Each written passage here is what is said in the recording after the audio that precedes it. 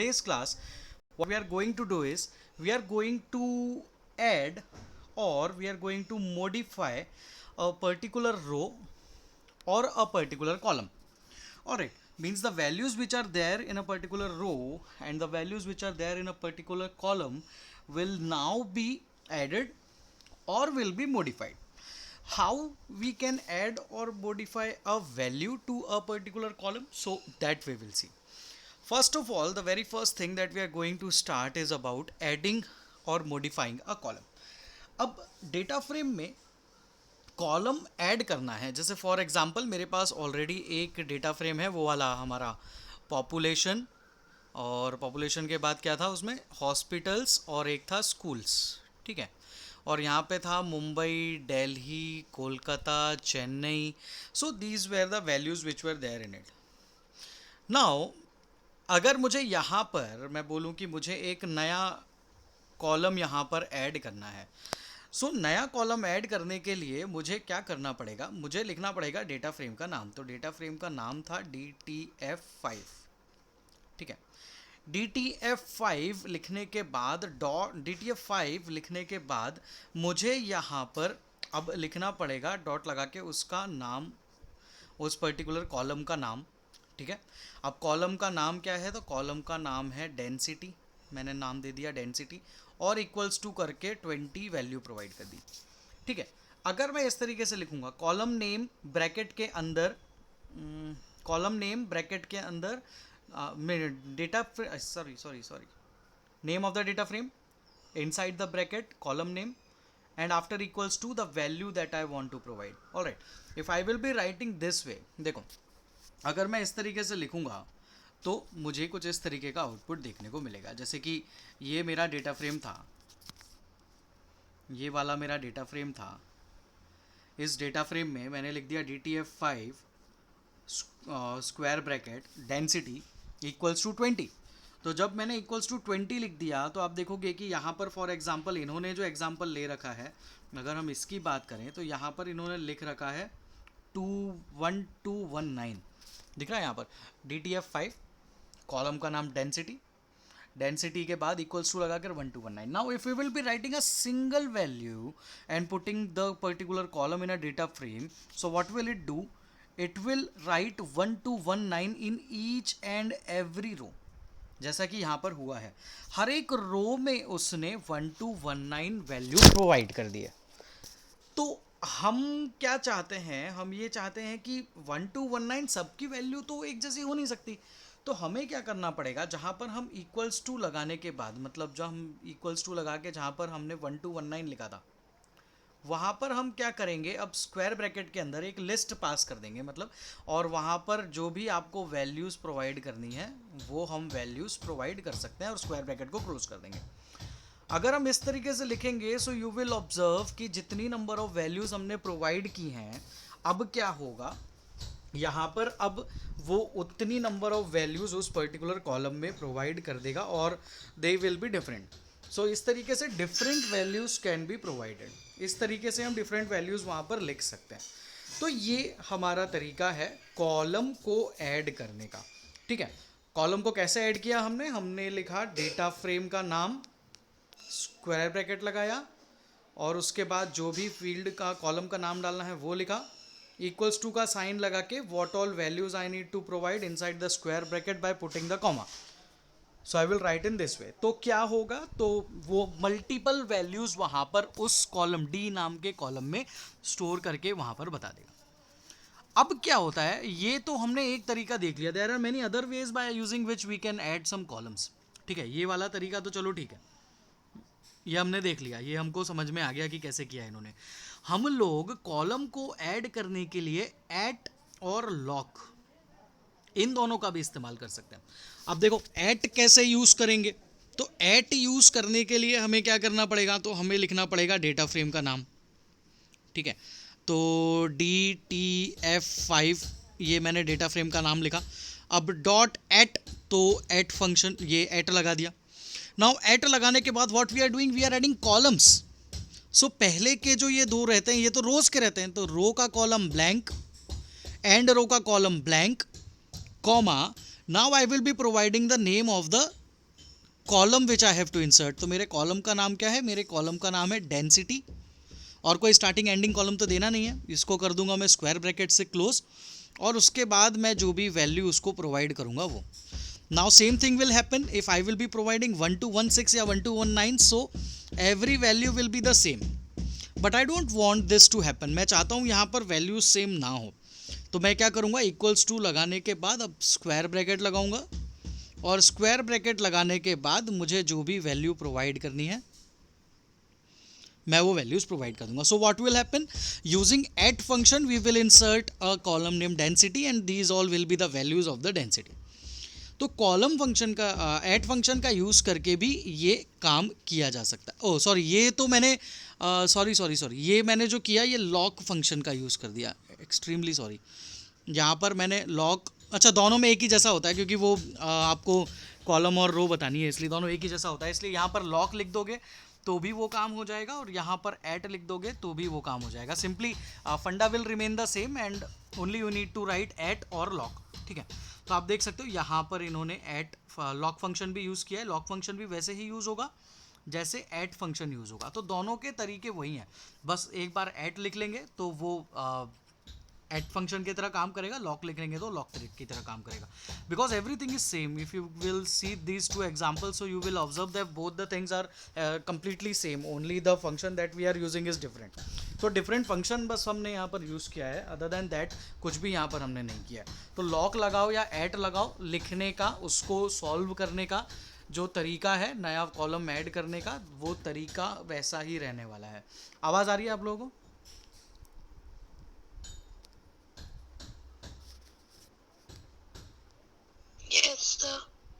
तो यहाँ पर बस हमने एक नया कॉलम ऐड करना देखा.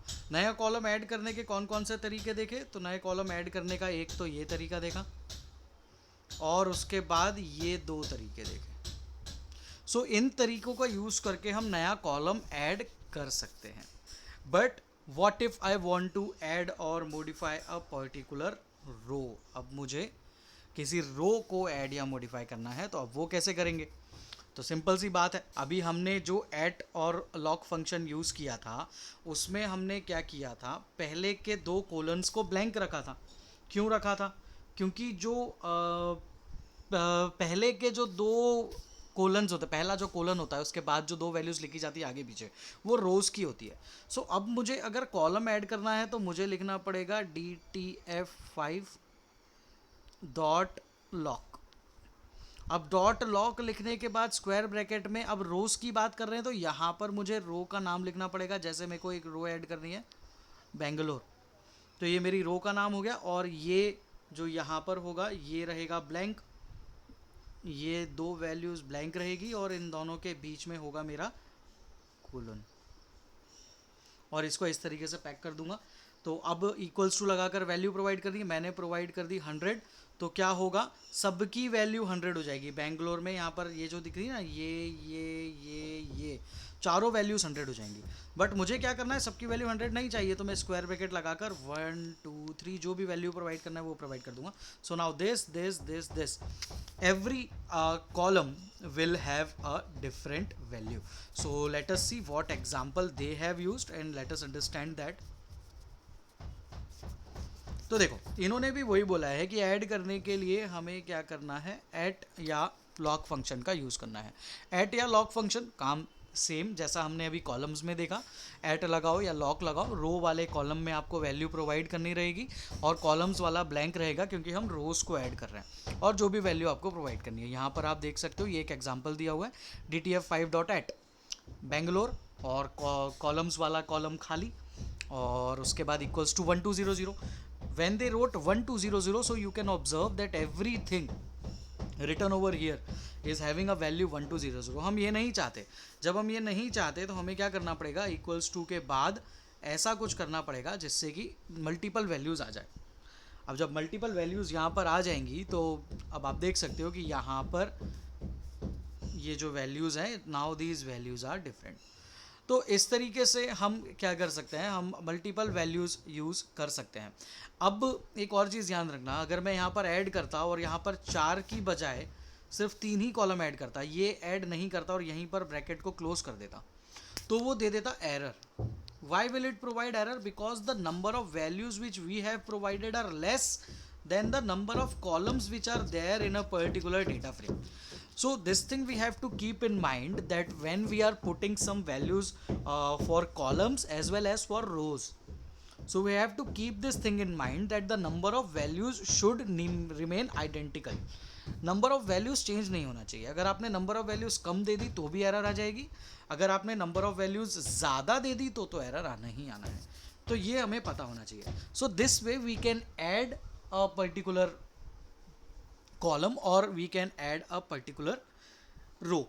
उसके बाद there are 2 examples which are given to us. ये 2 एग्जाम्पल्स क्या है, चलो इनको थोड़ा सा समझते हैं. यहाँ पर एक एग्जांपल दिया हुआ है, consider the data frame sale DF. यहाँ पर टारगेट और सेल्स की वैल्यू दी हुई है 4 अलग अलग जोन्स की. ठीक है, तो zone A, zone B, zone C, zone D जो है ये रोज के हमारे इंडेक्सेस हैं, और टारगेट और सेल्स क्या है वो हमारे कॉलम के इंडेक्सेस है. अब हमें बोला है write a program to add column namely orders having values 6000, 6700, 6200, 6000. तो हमें बोला एक नया कॉलम ऐड करना है. अब नया कॉलम ऐड करना है तो नया कॉलम ऐड करने के लिए हमें क्या लिखना पड़ेगा, तो नया कॉलम ऐड करने के लिए हमें लिखना पड़ेगा डेटा फ्रेम का नाम. डेटा फ्रेम का नाम है सेल डीएफ. अब सेल डीएफ लगाने के बाद हमें क्या लिखना पड़ेगा, हम ऐट या लॉक कुछ भी यूज़ कर सकते हैं. तो हमने ऐट वहाँ पर देख लिया था, इस बार हम लॉक यूज़ करते हैं. अब लॉक लिखने के बाद क्या है हमारे कॉलम का नाम, तो उसका नाम है ऑर्डर्स. तो ये हो गया हमारे कॉलम का नाम ऑर्डर्स. अब इक्वल्स टू करके वैल्यू प्रोवाइड करनी है. वैल्यू क्या क्या है, 6000, 6700, 6200 और 6000 और स्क्वायर ब्रैकेट. सो अगर हम ऐसा लिखेंगे तो क्या होगा, एक नया कॉलम ऐड हो जाएगा ऑर्डर्स नाम का, और जिसमें वो सारी वैल्यूज़ हमें देखने को मिल जाएंगी. इसको इन्होंने क्या लिखा है, चलो इसको थोड़ा सा देखते हैं. इम्पोर्ट पांडाज एसपीडी, ये सब एज इट इज़ है. यहाँ पर सेल डीएफ ऑर्डर्स, और ऑर्डर्स में इन्होंने ये वैल्यू प्रोवाइड कर दी. ठीक है, ये इन्होंने इस तरीके से इसको क्रिएट किया हुआ है. अच्छा, उन्होंने नीचे एक और चीज़ दी थी. ये तो हमने ऑर्डर्स तो क्रिएट कर दिए, अपन ने नीचे का क्वेश्चन पढ़ा नहीं, तो ऑर्डर्स तो हमारे क्रिएट हो गए, कोई दिक्कत नहीं.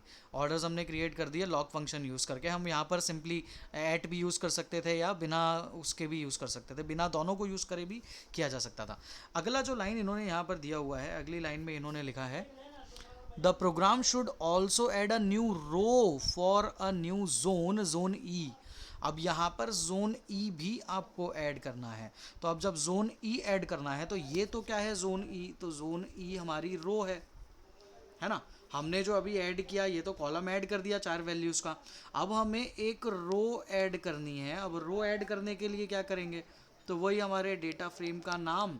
अब हम यूज़ करते हैं यहाँ पर ऐट, और ऐट यूज़ करने के बाद रो है तो पहले ही हमको ये लिखना पड़ेगा जोन ई कॉमा, और ये रहेगा ब्लैंक, और इसको कर देंगे क्लोज. और इसके लिए कुछ वैल्यू नहीं बोली है, डमी वैल्यूज़ लेने का बोला है, तो हम ले लेते हैं 10, 20, 30. ठीक है, तो क्या हुआ अब यहाँ पर, तो यहाँ पर अब आप देख सकते हो कि ईजीली हम लोगों ने यहाँ पर उसको ऐड कर दिया है. ठीक है, तो इस तरीके से हम रो और कॉलम को एंटर कर सकते हैं. अभी हमने दोनों को अलग अलग देखा था, but in this example we saw how to put both of them at a single time. तो ये एग्जाम्पल्स के screenshot I will share in the class, तो आप लोग एक बार इसको देख लेना. अब बात आती है मॉडिफाइंग अ सिंगल कॉलम. हमने रो ऐड कर ली, हमने कॉलम ऐड कर लिया, हमने रो और कॉलम दोनों एक साथ ऐड कर लिया. अब हमें देखना है कि हम कैसे एक सिंगल सेल की वैल्यू को मॉडिफाई कर सकते हैं. अब किसी सिंगल सेल की वैल्यू को मॉडिफाई करना है, फॉर एग्जांपल मुझे मुंबई की डेंसिटी को मॉडिफाई करना है. अगर मुझे मुंबई की डेंसिटी को मॉडिफाई करना है तो मुझे लिखना पड़ेगा डेटा फ्रेम का नाम. तो लिख दिया मैंने डेटा फ्रेम का नाम. उसके बाद मुझे लिखना है कॉलम का नाम. तो कॉलम का नाम क्या है, कॉलम का नाम है डेंसिटी. तो डेंसिटी लिख दिया. अब डेंसिटी किसकी, तो स्क्वायर ब्रैकेट में मुझे लिखना पड़ेगा जिसकी डेंसिटी कैलकुलेट करनी है. किसकी करनी है, तो दिल्ली की. और अब मुझे क्या वैल्यू करनी है, 1219 है, मुझे 1100 करनी है, तो मैंने 1100 लिख दिया. तो अब क्या होगा, यहाँ पर ये जो वैल्यू है ये वैल्यू चेंज होकर हो जाएगी 1100। सो इट्स वेरी क्लियर कि अगर हमें किसी कॉलम की वैल्यू चेंज करना है तो हमें क्या लिखना होता है, सबसे पहले डेटा फ्रेम का नाम, ठीक है।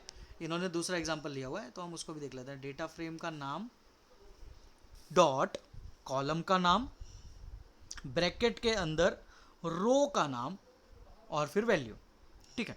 पहले हमने लिखा कॉलम, किस कॉलम में वैल्यू चेंज होना है, फिर स्क्वायर ब्रैकेट लगाया, उसमें लिखा किस रो में चेंज होना है, तो यहाँ पर बेंगलोर इनके केस में था, और फिर जो भी वैल्यू इनने पुट करी थी यहाँ पर आप देख सकते हो वो वैल्यू यहाँ पर आ चुकी है।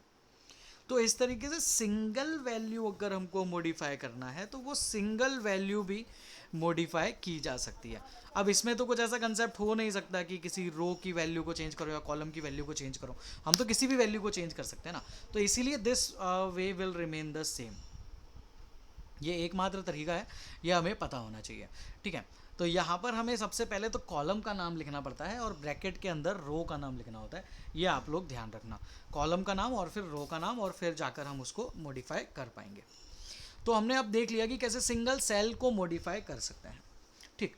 अब सिंगल सेल भी मॉडिफाई हो गया, मतलब ऐड भी कर दिया, कॉलम को ऐड भी कर दिया, रो को उसके बाद अब हमको मॉडिफाई करना था तो हमने मॉडिफाई भी करके देख लिया सिंगल सेल को कैसे मॉडिफाई कर सकते हैं। अब बात आती है डिलीटिंग अ कॉलम और रीनेमिंग अ कॉलम और डिलीटिंग अ रो और रीनेमिंग अ रो। ये थोड़ा सा कंसेप्ट हमें समझना चाहिए। अगर हमें किसी रो या कॉलम को डिलीट करना होता है तो हमें यूज़ करना पड़ता है DEL, ये हमें पता होना चाहिए। अगर हमको किसी कॉलम को डिलीट करना है तो we have to use a keyword called DEL। Now where we need to delete it, so we need to delete it at the particular we can say data frame. तो मैं लिखूंगा DEL space DTF5, इतना clear है। मैंने क्या लिखा, DEL space DTF5, मतलब DTF5 में से मुझे कुछ डिलीट करना है। अब मुझे क्या डिलीट करना है, तो मुझे अगर एक पूरा का पूरा कॉलम डिलीट करना है तो मैं सिंपली स्क्वायर ब्रैकेट के अंदर, जैसे मुझे ये स्कूल्स का कॉलम डिलीट करना है तो मैं यहाँ पर सिंपली लिख दूंगा स्कूल्स। तो क्या होगा, ये पर्टिकुलर पूरा का पूरा कॉलम यहाँ पर डिलीट हो जाएगा, ठीक है। तो इस तरीके से पूरे के पूरे कॉलम को डिलीट किया जा सकता है। कैसे, DEL डेटा फ्रेम का नाम स्क्वायर ब्रैकेट के अंदर स्कूल्स, स्कूल्स इसलिए लिखा क्योंकि मुझे स्कूल्स नाम के कॉलम को रिमूव करना था। इन्होंने क्या एग्जांपल ले रखा है, तो इन्होंने एग्जांपल ले रखा है डेंसिटी का। तो आप देख सकते हो यहाँ से डेंसिटी का जो कॉलम था वो गायब हो चुका है। DEL TTF5 स्क्वायर ब्रैकेट के अंदर कॉलम का नाम तो density, so you can see that वो डिलीट हो चुका है, डेंसिटी नाम का जो कॉलम है वो डिलीट हो चुका है। तो इस तरीके से हम यहाँ पर डिलीट कर सकते हैं, ठीक। आफ्टर दिस आगे देखते हैं और हम क्या कर सकते हैं। यहाँ पर कुछ और भी फंक्शंस होते हैं उसको डिलीट करने के, but this method is sufficient. हमें बस एक मेथड पता होना चाहिए, तो हमने ये एक मेथड देख लिया है। Now we can see the example number 35। In this example number 35, चलो देखते हैं क्या बोला है। From the DTF5 used above create another data frame and it must not contain the column population and the row Bangalore. अच्छा, अब इन्होंने बोला है कि आपको ये नहीं चाहिए, ये पूरा कॉलम नहीं चाहिए, और ये वाली पर्टिकुलर वैल्यू नहीं चाहिए, मतलब आपको दिल्ली, मुंबई, कोलकाता, चेन्नई के सिर्फ हॉस्पिटल्स और स्कूल्स चाहिए, मतलब this is what they want us to do. तो हमें क्या करना पड़ेगा, हमें अब हटाना पड़ेगा किसी चीज़ को, किसी पर्टिकुलर रो को अगर हमें हटाना है तो हम हटाने के लिए यहाँ पर क्या करेंगे। अब हटाने के लिए हम लोग यहाँ पर ड्रॉप फंक्शन का यूज़ करेंगे। कैसे यूज़ करेंगे अब उसको समझते हैं। तो देखो, सबसे पहले तो यहाँ पर इन्होंने इंपोर्ट पांडास एज PD, अब एक नए डेटा फ्रेम में इनपुट करना है तो इन्होंने सबसे पहले उसको नया डेटा फ्रेम बना लिया। कैसे बनाया, PD.DataFrame फंक्शन DTF5 और इसको स्टोर कर दिया DTF6 में। तो क्या हुआ, DTF5 जैसे ही एक नया डेटा फ्रेम बन गया DTF6। Now right now DTF5 और DTF6 जो है वो एग्जैक्टली सेम है ना, एग्जैक्टली सेम है, क्योंकि अभी तो हमने कुछ चेंज किया नहीं। अब हमने क्या किया, अब हमने लिखा DTF6 is equals to DTF6 dot drop Bangalore. अब हमने लिख दिया DTF6 is equals to DTF6 dot drop Bangalore. तो क्या होगा, पूरा का पूरा बेंगलोर वाला जो कॉलम है वो ड्रॉप हो जाएगा। मतलब किसी रो को अगर हमें हटाना था तो हमने लिखा ड्रॉप फंक्शन, और ड्रॉप लगाने के बाद उसको डिलीट कर दिया।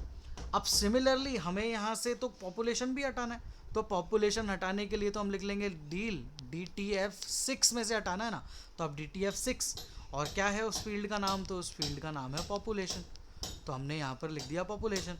तो अब ये पॉपुलेशन भी हट गई, और हमने ड्रॉप फंक्शन लगाकर रो का नाम लिख दिया था, तो वो बेंगलोर वाली रो भी हट गई। और अल्टीमेटली एट द लास्ट हमें क्या करना पड़ेगा, तो हमें प्रिंट करना पड़ेगा इस DTF6 को। तो हमने यहाँ पर इस DTF6 को प्रिंट कर लिया। ठीक, कोई डाउट इस एग्जाम्पल में?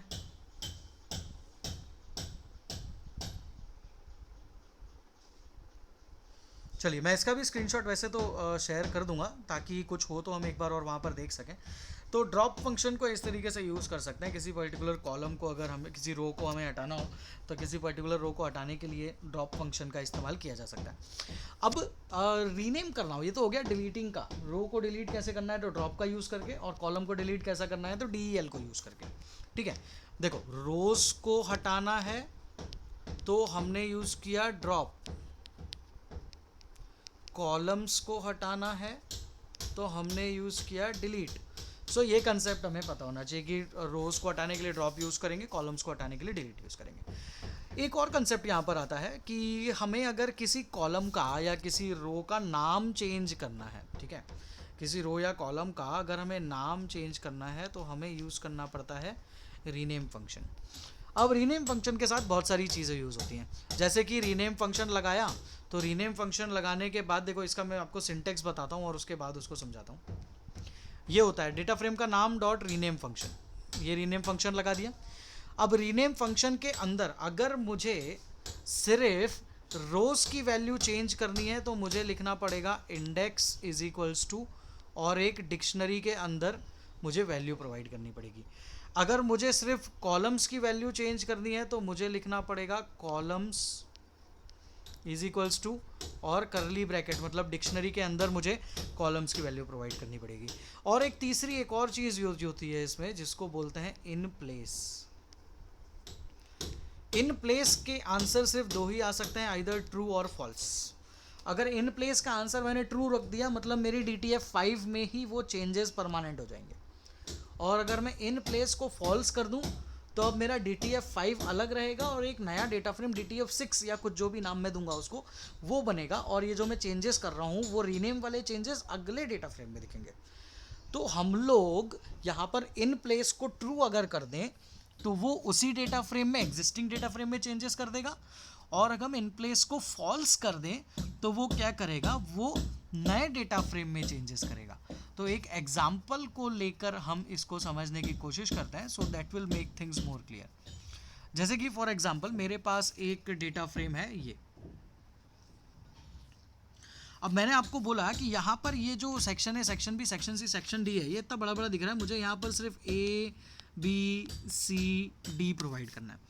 तो अब अगर आपको ABCD ही सिर्फ चेंज करना है, मतलब पक्की बात है कि ये हम रोज पे चेंजेस कर रहे हैं, तो ये क्या है, इंडेक्स, मतलब इंडेक्स नाम की फील्ड में हमको चेंज करना है। तो हम लोगों को कैसे लिखना है अब उसको समझो। तो हमें क्या लिखना पड़ता है, हमें लिखना पड़ता है पहले तो डेटा फ्रेम का नाम, जैसे कि ये डेटा फ्रेम का नाम था टॉप DF, तो top DF dot rename function लगाया, ये फंक्शन का ब्रैकेट यहाँ पर क्लोज हो गया। फिर हमें कॉलम्स को चेंज नहीं करना था, रो को चेंज करना था, हमने लिखा इंडेक्स इज इक्वल्स टू। अब इंडेक्स इज इक्वल्स टू लिखने के बाद हमें लिखना पड़ता है, अब यहाँ से ध्यान देना, old column name is to new column name. Key value pair में वैल्यूज प्रोवाइड करनी होती है, तो old column name is to new column name, again old column name is to new column name, comma old column name is to new column name, comma old column name is to new column name. इस तरीके से जब हम लिखेंगे तो क्या होगा, अब section A will be replaced by A, section B will be replaced by B, section C will be replaced by C, और section D will be replaced by D। तो आप देख सकते हो अब हमें ये आउटपुट देखने को मिलेगा। तो इस तरीके से हम किसी इंडेक्स को चेंज कर सकते हैं, ठीक है, इजीली इंडेक्स को यहाँ से चेंज किया जा सकता है। सिमिलरली अगर मैं आपको बोलूँ कि मुझे अब किसी, हाँ ये तो इन्होंने फिर एक और एग्जांपल दे दिया कि अगर मैं in place is equals to true कर दूं, तो in place is equals to true कर दूंगा तो क्या होगा कि यहाँ पर वो अब सीधे जो मेरा ये टॉप डीएफ है उसी में चेंजेस कर देगा और मेरे टॉप डीएफ नाम के ही डेटा फ्रेम में अब चेंजेस हो जाएंगे। यहाँ पर हमने क्या किया था, यहाँ पर हमने कुछ भी नहीं लिखा था, ठीक है। तो जब हम कुछ भी नहीं लिखते हैं तो वो नया डेटा फ्रेम ही क्रिएट करता है, ठीक। अब हमने in place is equals to true कर दिया, मतलब कि इसी डेटा फ्रेम में चेंज करना है, तो इसी डेटा फ्रेम में चेंज करना है। तो अब आप जब D T F top D F पे लिखोगे और टॉप डी एफ को प्रिंट करोगे तो आप देखोगे कि टॉप डी एफ में ही ये चेंजेस यहाँ पर हो चुके हैं, ठीक है। और यहाँ पर क्या हो रहा था, यहाँ पर हमने टॉप डी एफ में चेंज किया था, हाँ टॉप डी एफ में ही चेंज किया था, हाँ यहाँ पर भी टॉप डी एफ में ही चेंज किया था इन्होंने।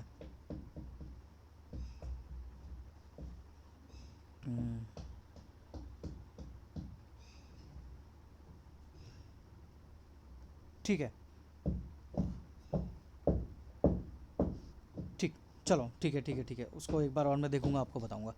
अगला यहाँ पर बताया हुआ है कि कॉलम्स कैसे चेंज किए जा सकते हैं। अब अगर मुझे कॉलम्स चेंज करना है तो कॉलम्स चेंज करने के लिए अब मुझे क्या लिखना पड़ेगा, अब मुझे एट्रीब्यूट का नाम लिखना पड़ेगा कॉलम्स। अब कॉलम्स लिखकर अब डिक्शनरी का नाम, अब जो भी डिक्शनरी का नाम, old column name colon new column name, तो यहाँ पर मैंने रोल नंबर नाम के कॉलम को चेंज करके RNO कर दिया। तो इस तरीके से डिक्शनरी में जब हम वैल्यू प्रोवाइड करेंगे तो इस तरीके से ये वैल्यूज़ हमको चेंज होती हुई दिख जाएंगी। एक एग्जांपल दिया हुआ है इन्होंने, एग्जांपल क्या है उसको देखते हैं। यहाँ पर एक सेल डीएफ नाम का डेटा फ्रेम हमें दिया हुआ है। इस सेल डीएफ नाम के डेटा फ्रेम में इन्होंने हमें बोला है कि आप लोगों को जोन सी और जोन डी को सेंट्रल और दक्षिण नाम देना है, ठीक है। चलो, सो जोन सी और जोन डी सिर्फ ये दो को चेंज करना है, सेंट्रल और दक्षिण, और टारगेट और सेल्स को लिखना है टारगेटेड और अचीव्ड, दोनों एक साथ करना है। तो हमें क्या करना पड़ेगा, तो हमें सिंपली यहाँ पर लगाना पड़ेगा cell D F dot rename function, ठीक। Cell D F dot rename function को स्क्रीन पर देखना है इसलिए इसको प्रिंट फंक्शन के अंदर लिख लिया।